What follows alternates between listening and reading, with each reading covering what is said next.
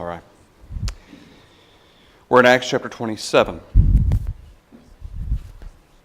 Acts chapter 27. We've been studying Paul, the centurion Julius, as well as Luke and Aristarchus, who are with Paul.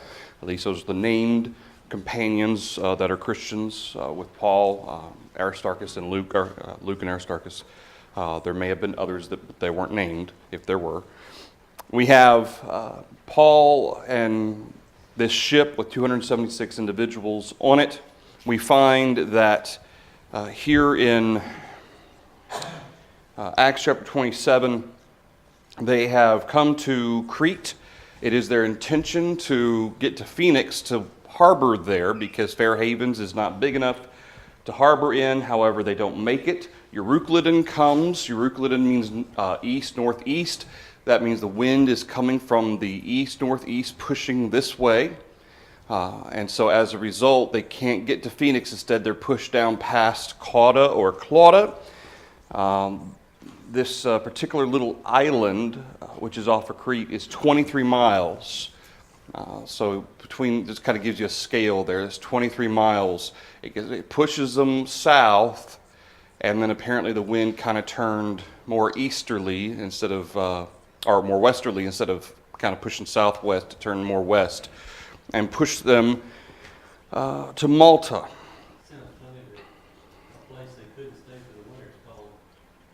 Yeah, Fair Havens. Yeah, it is kind of ironic, isn't it? So keep in mind this time of year, this is the weather that they're dealing with.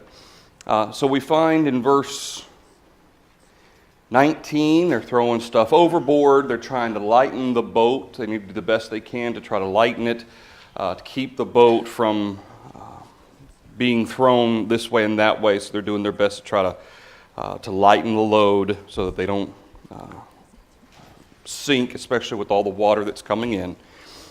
We see in verse 21, between verse 21 and what we see later, that they've gone about 14 days in this storm by itself.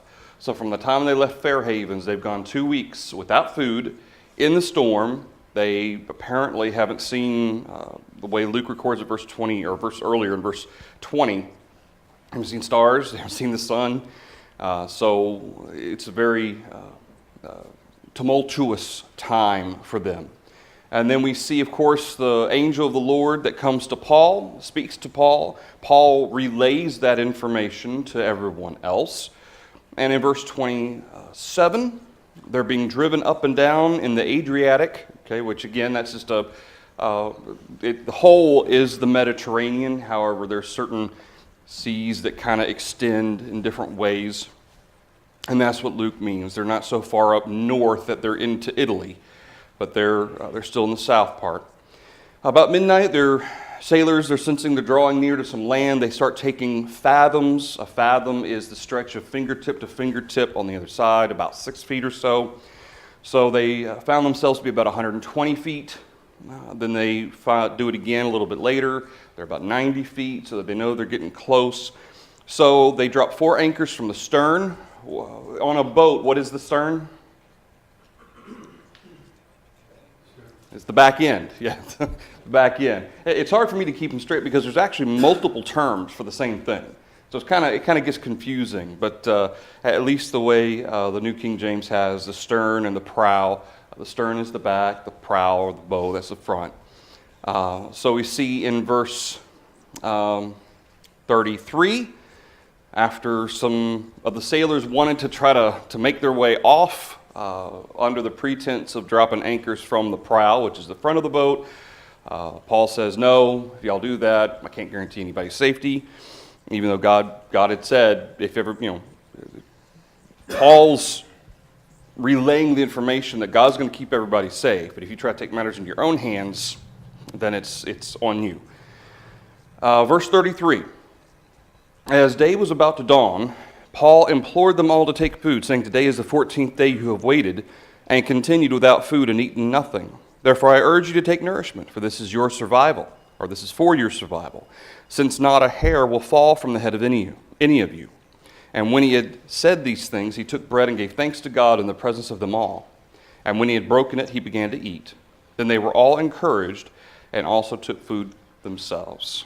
So, between verse 34 and 36, Paul relates the need for them to eat. Now, they've already been throwing stuff overboard. They haven't thrown their food overboard yet, but they're going to here in a little bit. We'll see that. And keep in mind, 14 days on the sea, in a storm, 276 people. It's not like it's a passenger liner. No doubt there's people getting seasick. Okay, so it's probably not a very pleasant time, even if you're not particularly one to get seasick. You're probably with some people who are seasick, and especially bobbing up and down the way that they are. It's not a pleasant time. So it probably would be hard for them to eat anyway. And then, of course, you have water that's spilling in all over the place. How protected some of this food may have been. Some of it may have spoiled. So at this point, Paul, he encourages them to eat. You need to have some strength. And of course, we know that they need their strength because what are they going to end up having to do here in a little while? Swim. They're going to have to swim to shore, to the island of Malta. So they're going to need their strength. And this is something Paul encourages here. In verse 35, he takes bread, and I love how Luke records this for us in verse 35. He doesn't just jump to verse 36. They were all encouraged, they took food. No, Luke records that he took the bread, he gave thanks to God in the presence of them all. So he takes the bread, he breaks it, and he offers a prayer to God in thankfulness for the food.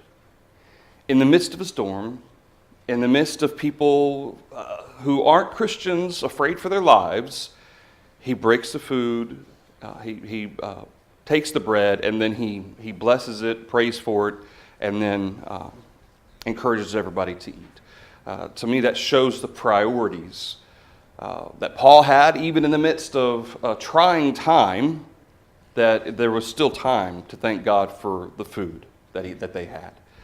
And I know sometimes because food is generally abundant for us, sometimes it can become routine for us to pray for our food in the morning, at lunch, for dinner. But it's examples like these that help us to remember to not take these types of things for granted. The fact that there may be times in our future where food may not be as abundant as it is perhaps right now. And it's examples like this where even in the most tumultuous of times, when you have your quote-unquote daily bread, to thank God for it. Luke records this for us, and I think that's important that the Holy Spirit makes sure that this is recorded here. Nolan, I saw a hand at some point. You're making the point well. I would like to see this scene because when we read these conversations or like a meal going on where in our minds you kind of think, oh, calm and peaceful, but as you said, the storm is still so bad it's going to break up the ship after this. Right. And yet Paul's doing that in this kind of setting. Yeah. Yeah, and and again, that emphasizes the priority that Paul put on thanking God for their blessings. And I don't think it was just the emphasis of the contrast of the situation, that as bad as the situation is, God has blessed us with this food. It wasn't just the contrast. Do you think Paul gave thanks for every meal he had? I'm convinced that he did. I'm convinced that in fact, one of the points that Paul makes in 1 Timothy chapter 4 to Timothy is that God has made clean all things for us to eat because the food, especially the meats, which is what Paul's considering there in 1 Timothy chapter 4, those meats have been made clean by God through prayer. Okay, through prayer and thanksgiving. And so one of the aspects that is emphasized in the New Testament is that everything that we eat, everything that we take in to sustain us, it is sanctified by prayer. And so it's important for us to remember, even when we're out and about, okay, it would have been easy for Paul and Luke and Aristarchus to maybe go huddle by themselves and just say a prayer among the three of them. But instead, Paul, in front of all 275 people, he says this prayer for them all. Anything through verse 36. Well, throughout this, he's somewhat developed a relationship with the entire boat. Yeah. They are giving him ear as a voice of Right. Either reason or desperation or whatever. He's going to use his opportunity to the example and teaching of God or whatever he could do. Right. and that example of, for lack of a better phrase, spiritual leadership. Not that Luke or Aristarchus weren't strong in the faith, but Paul certainly as an apostle, and by his faith in God, and for that matter by the fact that Jesus had spoken to him in Jerusalem, an angel had appeared to him on the boat, all of this being the case has led to kind of Paul being an individual that these people seem to have, at least many of them had begun to trust. Okay, it seems like, of course, the centurion already seemed to trust Paul. Whatever all went into that in terms of his background, Paul being a Roman citizen, whatever. But certainly that relationship has been built now with many of the others on the boat too. So we find in verse 37, in all we were 276 persons on the ship. So when they had eaten enough, they lightened the ship and threw out the wheat into the sea. So by the time it was all said and done, 276 people ate. So that gives you an idea of how much food they obviously had on board. I don't know how much each person ate, but in terms of being able to feed 276 people, and when they had eaten enough, I don't necessarily mean when they were full, but you got to imagine after 14 days of not eating, you think they were a little hungry? So I'm guessing they ate to the point that they were able, at least to keep it in, okay, given the situation, given the storm. They had eaten enough, they were strengthened and so forth, so then they threw out the rest of it. Why? Why throw out the rest of it? At this point, what are they preparing for? Well, we know they're preparing for the shipwreck. Okay, but as of right now, they're 90 feet or so deep, and they're close to land. They know that much. Okay, so as you throw out cargo, what's going to happen to the ship? And so what's the goal then? Clear the rocks. Get as close to shore as you possibly can. That's what they're preparing for. And so this is around nighttime. They're going to wait till it's light, till day. That's what verse 39 is about. So the whole point of lightening everything else, as far as at this point, verse 38, anything that isn't nailed down or alive has been thrown off. Okay? Between the tackle, the food, it seems like the cargo's been cast off. If it wasn't nailed down or essential, they threw it off. Okay, they wanted to get as close to shore as they possibly could. So in verse 39, when it was they did not recognize the land, but they observed a bay with a beach, onto which they planned to run the ship, if possible. So they didn't know, again, keep in mind, there's still a storm taking place. They don't recognize what land this is. Okay, they don't know it's Malta. They really don't probably know where they are, to tell you the truth at this point. They have no idea where they are. So in verse 39, what they do see is they see a bay with a beach. Okay, the fact that it's a bay with a beach means that this is a place where they could safely beach the ship. Okay, everybody can get off. There's not rocks, okay, at least visible rocks. It's not like there's cliffs where they can't land anywhere. So this is a favorable place for them to be able to get away from the storm. And so the King James has an interesting phrase here, something about a creek, verse 39. Can somebody read verse 39 from the King James? And when it was day, they knew not the land, but they discovered a certain creek with a shore, into the which they were minded, if it were possible, to thrust in the ship. Yeah. So, interestingly enough, some commentaries, including Bob Harkrider's commentary, mentions the idea that they found a creek that they could bring the ship into, or that they thought they could bring the ship into, which would enable them to get into a bay of some kind. That term creek, literally in the New Testament, it means bosom, or safety is the concept.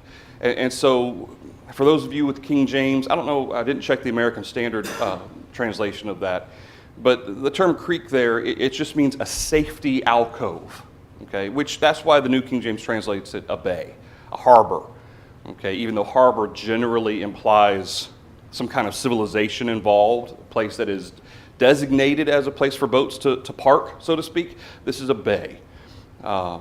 But that's what it means. It's not that they're trying to find a creek or a river or something to kind of flow into the land or anything like that. It's a bay with a beach. And so they plan to run the boat onto the beach as far as they could. Okay, again, they're not going to get right up on it. But as far as the ship would be able to go, that's their plan. Okay, anything through verse 39. Verse 40. They let go of the anchors and left them in the sea. Meanwhile, loosing the rudder ropes, and they hoisted the mainsail to the wind and made for shore. Which is to say, all this time, they've been letting the ship drive. Which is to say that they pulled down all the sails, they just let the boat be in the storm. Okay, for 14 days, that has been the case.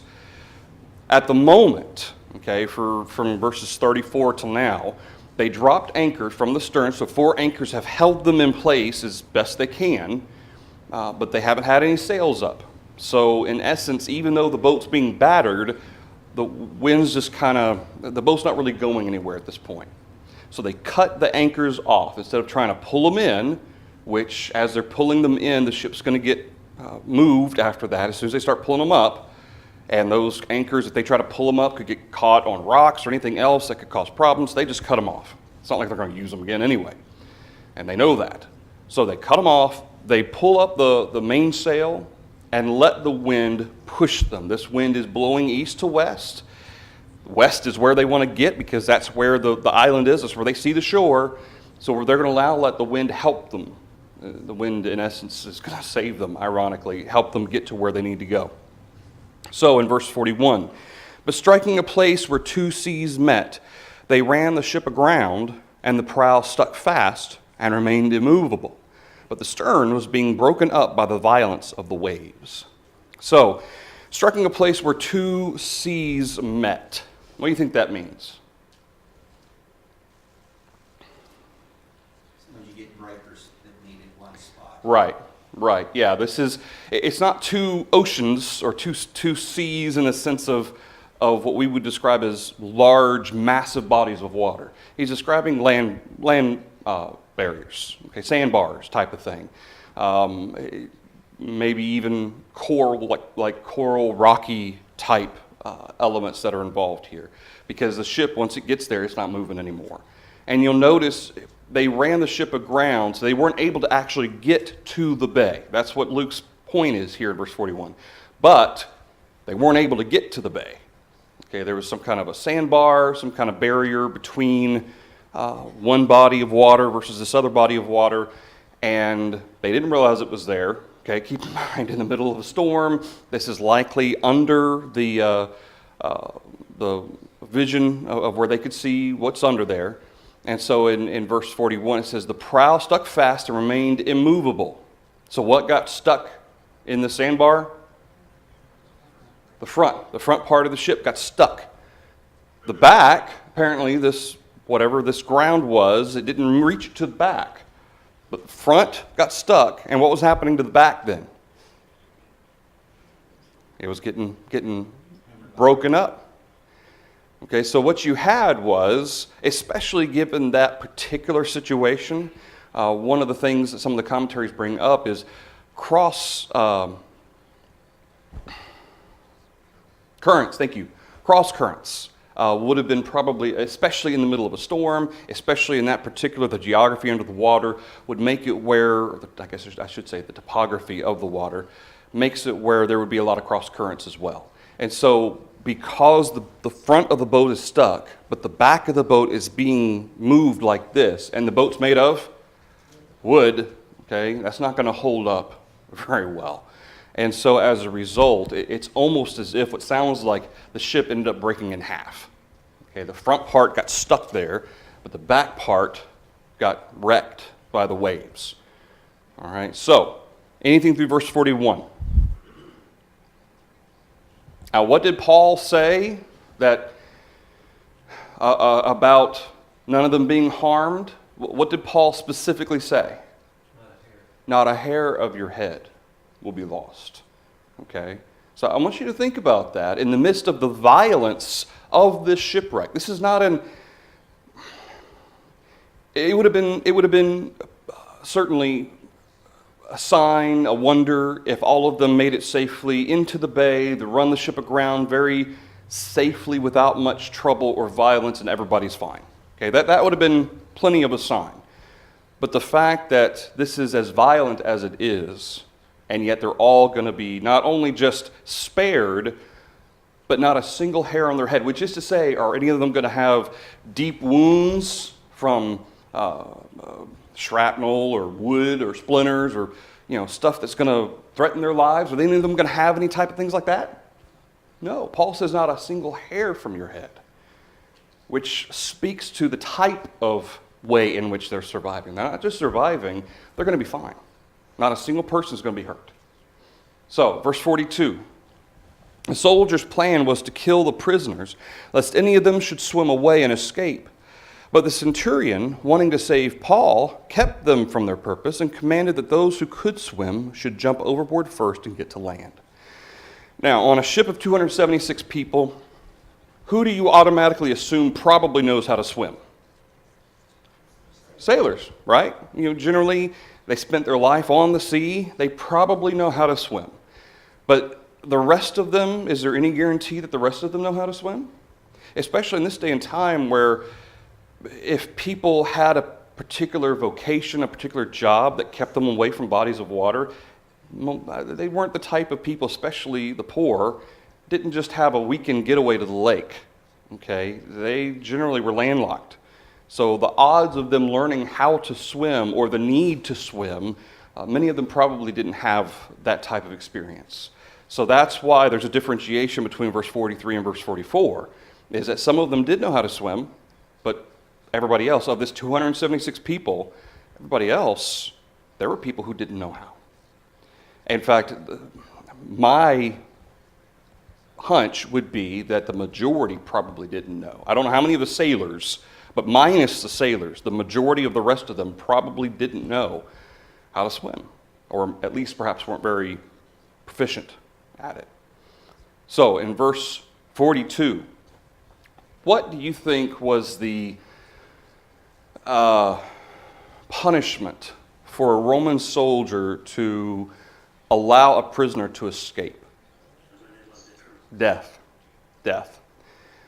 A Roman soldier who was entrusted to guard a prisoner, if that prisoner escaped, that guard was held accountable, and he suffered the punishment that the prisoner was probably going to get. Okay, death. The soldiers, their plan was to kill the prisoners. If you can't secure the prisoner, the accepted means of preventing a prisoner from escaping is to kill him. Okay, so they're really following protocol. They're doing what they're supposed to do, in the sense that rather than risk them surviving, we're going to kill them. But the centurion, he wanted to spare Paul. Okay, again, how many of them know the background of Paul? How many of them know the details of the situation? I would assume the centurion does. But the soldiers, apparently, at least in the mind of the centurion, the soldiers, if they started killing prisoners, Paul was going to be one of them too. Okay, these common soldiers may not have known what the situation with Paul was. They may not have known that there wasn't a specific accusation that had been made against him. He's kind of lumped in with the rest of them, even though the centurion treats him differently. As far as the soldiers are concerned, they may not know any different. Okay, but because the centurion wants to spare Paul, and maybe the centurion was under orders, we don't want you to tell anything about this to anybody else. Maybe the centurion didn't want to reveal the fact that Paul was a Roman citizen, he hadn't done anything worthy of death. He appealed to Caesar. Okay, so as far as these common soldiers were concerned, he's just one of the others. The centurion doesn't want Paul killed. So he tells the soldiers, no, don't kill him. I would have been interested to see the reaction from the Roman soldiers to that order. Okay, because the centurion of all people would have known the protocol. This is what they're supposed to do. But instead he says, no. I want you to let them live. We're all going to try to make it to shore. And I think that's interesting. They may have just gone along with it without question. I tend to think there may have been some hesitation because this is contrary to what their general rule of thumb would be. So The centurion commanded those who could swim should jump overboard first and get to land. If you can swim, go for it. Get to land. But the rest of you, verse 44, the rest, some on boards and some on parts of the ship, and so it was they all escaped safely to land. So for those of you who can swim, go. The rest of you, grab something that's floating. You got tons of wood being broken up by the waves. Wood has a tendency to float, at least for a while. And so they're doing the best that they can to grab anything that they can hold on to, anything that has any type of buoyancy, especially in the midst of a storm. And they're, I guess you say, is paddling with their legs type of thing to get to shore. All of this would be a tall order, especially for people who can't swim in the calmest of times in the ocean. But the fact that you're in the middle of a storm, if anybody has ever been on a boat in the middle of a storm, especially in a large body of water, you think about Lake Michigan and the Great Lakes and how many, even modern times, how many ships have been overcome by the waves just in our Great Lakes when storms come through. These, anybody who's seen The Perfect Storm, okay, the movie, these massive, massive stories tall waves. To imagine, even though close to land, those waves may not be quite as big as they would be out in the middle of the ocean. These waves are so huge.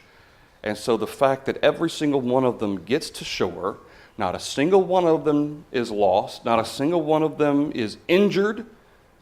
Paul says not a hair of their heads is going to be lost. That is, I've heard this situation referred to as a miracle.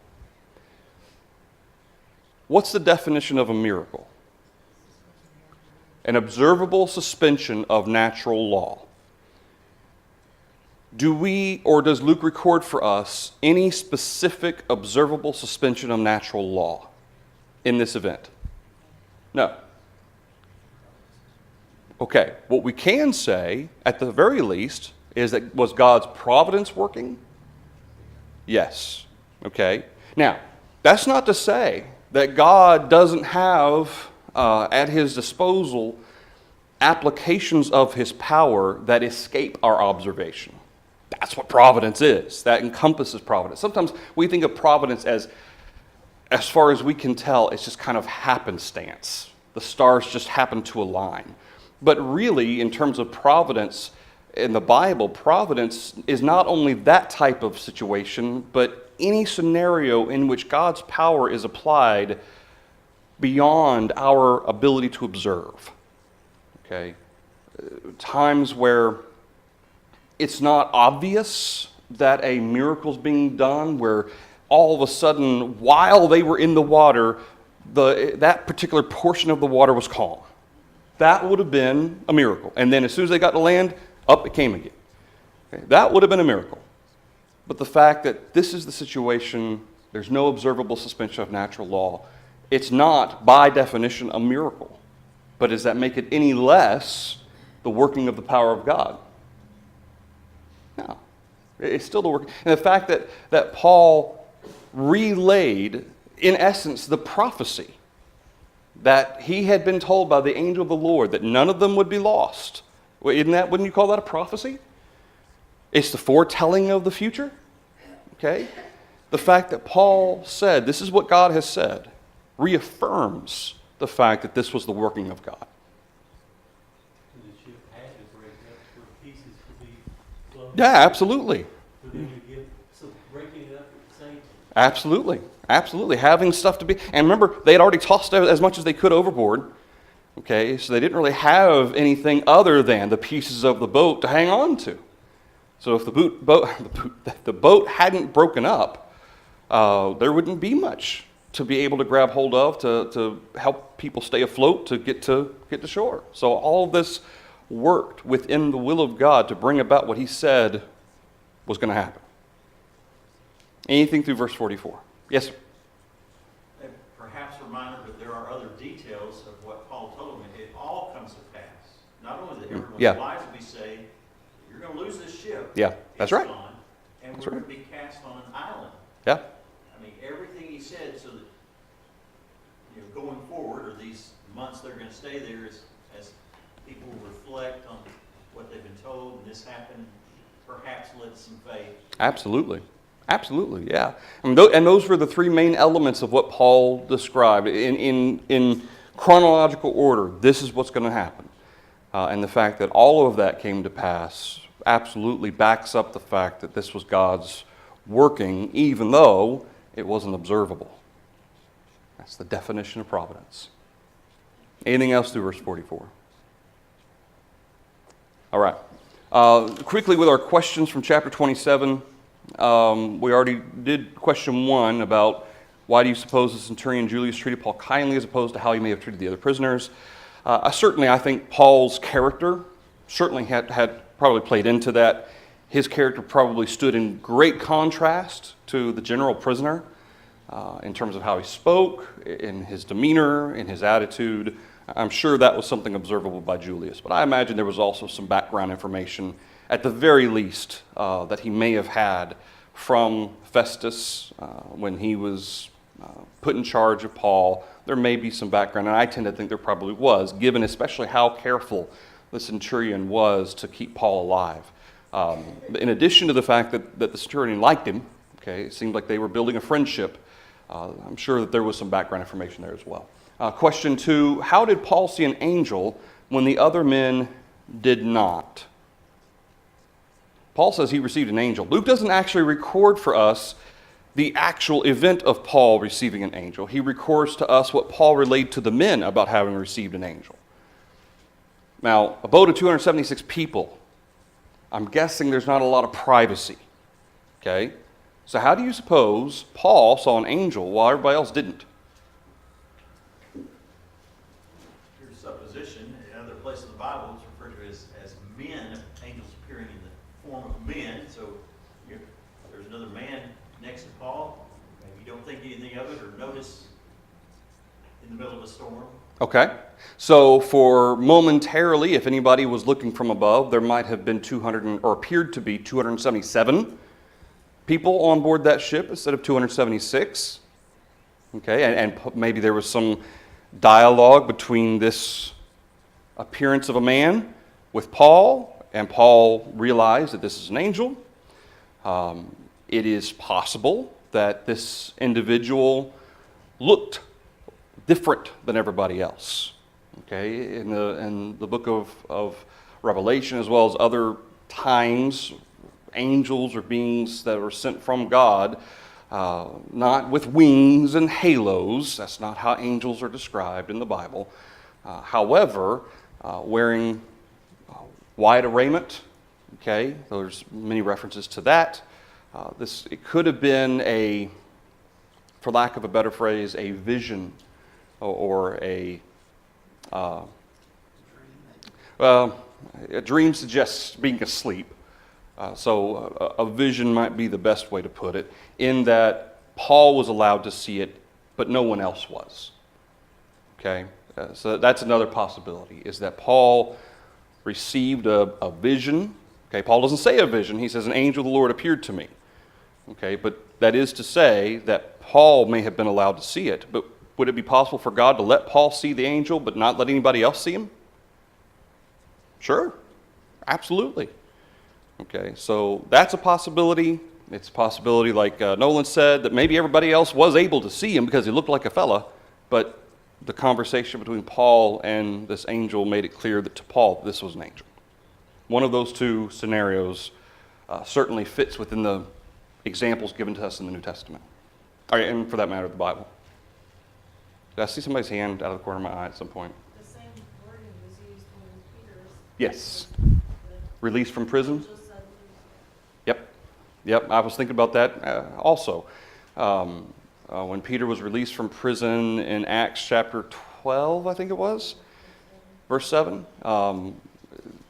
that an angel appears, and of course, somehow or another, that angel helps Peter escape from the guards surrounding in the prison, where, remember, Herod was wanting to kill. He had already killed James earlier in chapter 12. He's wanting to kill Peter too. That was his intention the very next day. So a very similar type of event in that Peter was able to see it, but apparently nobody else was. So however that happened, God was able to make it happen.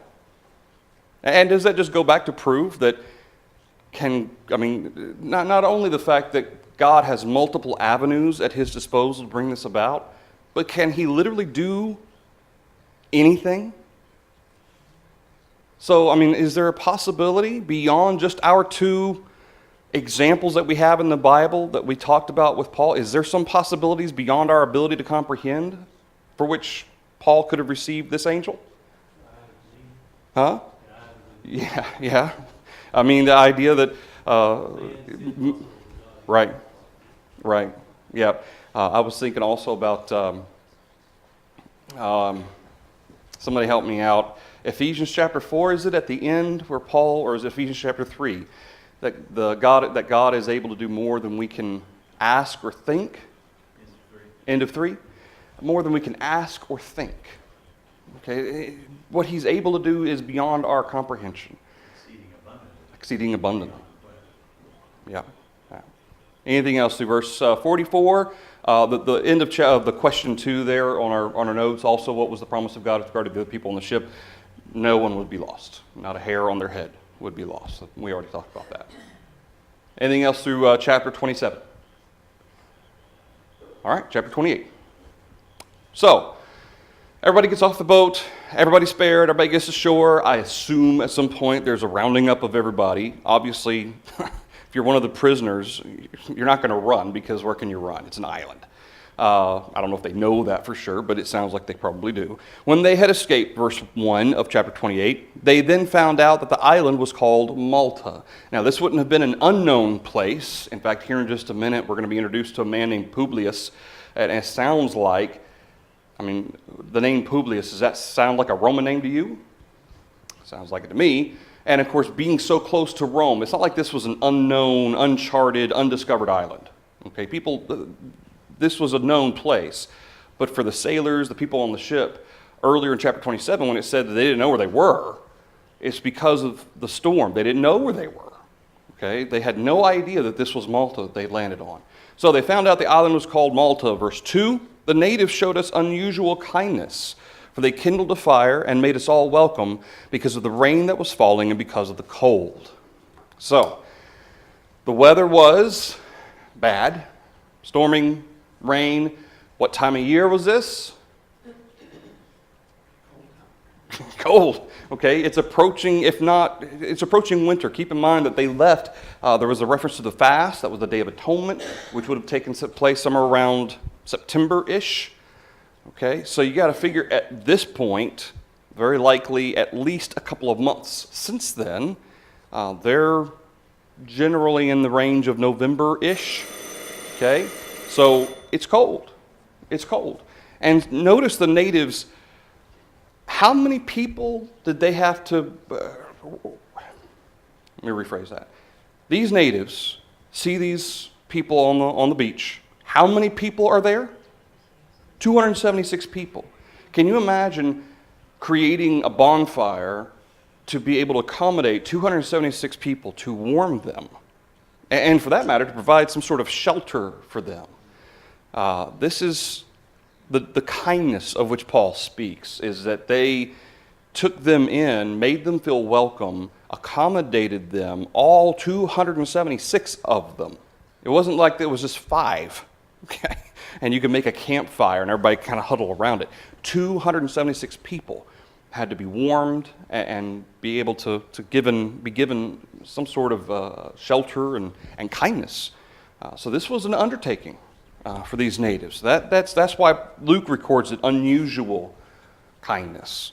Building a fire in the rain. Yeah, oh yeah, and that's the other thing. Yeah, how would you like to build a fire in the rain? Not just in the rain, in a storm. Okay, you want to talk about, even with lighter fluid and everything else, start trying to start a grill when it's all windy and stuff. That's hard enough. But when you've got rain, man, they really had to probably work at it, and it took a lot of time, I'm guessing.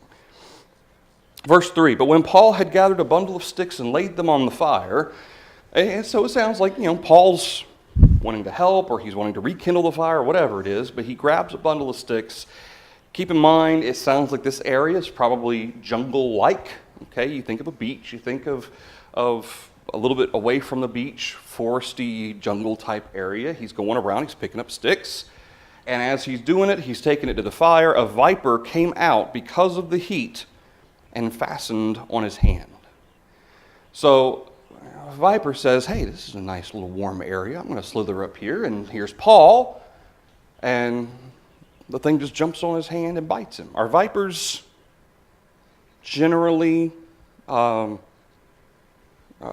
they pretty what's the opposite of poisonous? Non-venomous. Non-venomous. Okay, are they pretty cool snakes? Generally, what does the venom my words today, my word. What does the venom of a viper do? Kills. Okay. In fact, generally, it would have swollen up real big.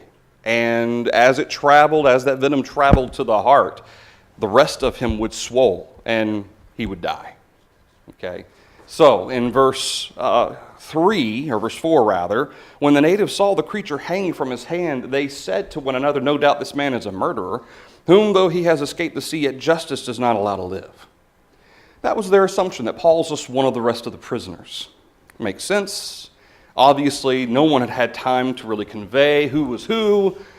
I don't even know if that was something that would eventually get done, but they assumed that Paul's was kind of, especially given the fact that Paul would have, instead of hanging out with the sailors or other regular passengers, if there were any, Paul was with the centurion, with the soldiers, and the other prisoners. And the fact that Paul wasn't all dressed up in his Roman guard outfit, what assumption did they make?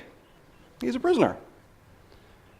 So this is their conclusion. No doubt that the gods, okay, have arranged for this viper to kill him because he's a murderer. And justice, it says in verse 4, does not allow him to live. Verse 5, he shook off the creature into the fire and suffered no harm. I love that verse 5. Because in my mind, I picture Paul annoyed, just kicking the thing off and just going on about his business as if nothing had happened. Okay, now I'm sure that it probably had to hurt. Okay, I'm not saying that Paul didn't have any reaction to, having two fangs stuck in his hand. But at the same time, he didn't seem, or at least the way I picture it in my head, not necessarily the way Luke describes it, just the way I picture it in my head is he doesn't seem concerned.